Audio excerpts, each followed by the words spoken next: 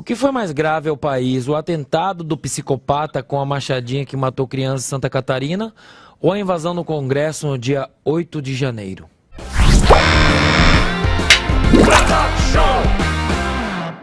Agentes da Polícia Federal revelaram a canais de televisão que as imagens do Ministério da Justiça do dia 8 de janeiro foram apagadas. Eu li e falei bem pausadamente para vocês. A informação foi divulgada na terça-feira pela Record TV e pela CNN Brasil. É impressionante a novilíngua desses ditadores de esquerda que tomaram o país, né? Praticamente o que o Flávio Dino disse é que investigação atrapalha a investigação. As imagens da câmera atrapalham a investigação. Agora, o que deveria acontecer num país sério é o seguinte: se o cidadão está obstruindo a justiça e sonegando essa informação, não querendo mostrar as imagens, e pior do que isso, sumindo com as imagens deliberadamente, ou mesmo que fosse por negligência, isso deveria ser uma prova da sua culpa. Isso é uma prova da culpa daquilo que ele é acusado. E só isso já deveria fazer com que certas pessoas, que eu não posso falar o nome, estivessem no lugar dos civis inocentes que hoje são presos políticos, né? Agora, o Belucci falou muito bem, né? Os criminosos, arruaceiros que foram presos lá no show do Alok são chamados de estudantes, de menininhos, de coitadinhos. E os patriotas que estavam em manifestações pacíficas pelo Brasil inteiro são chamados de terroristas, de golpistas, do que você quiser. Também faz parte dessa mesma novilíngua, né? E para que serve essa deturpação do significado das coisas, essa deturpação semântica? Quando se deturpa o significado das coisas na linguagem, rapidamente se deturpa o significado das coisas no mundo concreto.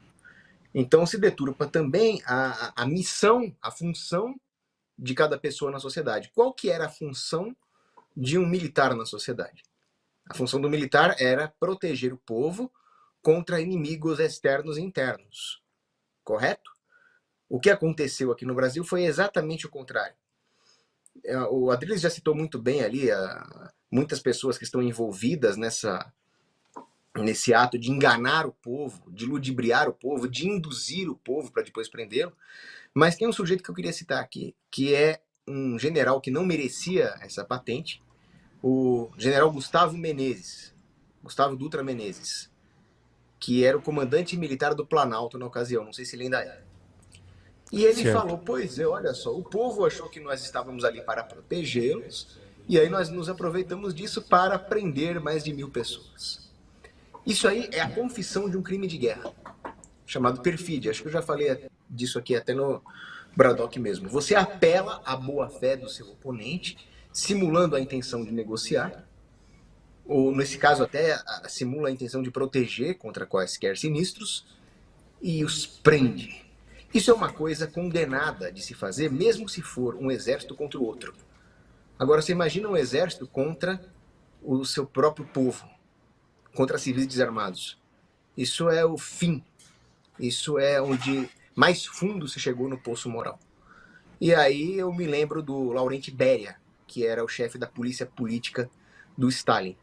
Ele falou, quando se tem contato com manipuladores psicopatas, rapidamente se alteram as lealdades. Em vez de defender a sua própria família, você defende a ideologia desse manipulador psicopata.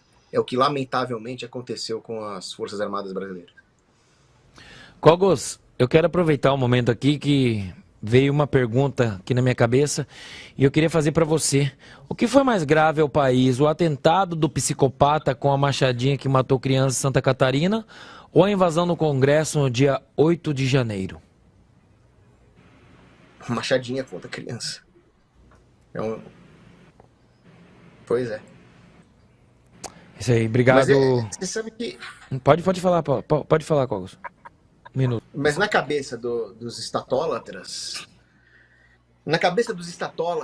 os vidros das repartições públicas valem mais do que a vida de crianças. É uma inversão completa de valores.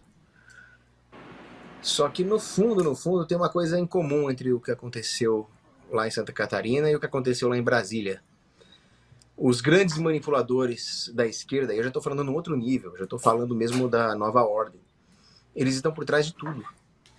Eles estão por trás também desses atentados que aconteceram contra crianças, porque eles têm como objetivo tentar deslegitimar os CACs e o armamento. Agora, eu quero mandar um recado, porque tem muita gente aqui que veio pelo meu canal, Ocidente em Fúria. E o pessoal está me acusando de ter traído os ideais da liberdade por uma questão meramente terminológica, mas eu vou falar para vocês.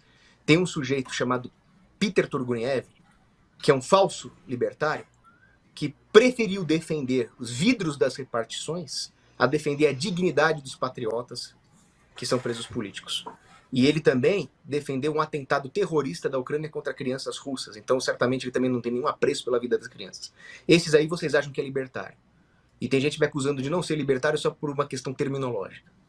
De segunda a sexta, às 20 horas, horário de Brasília.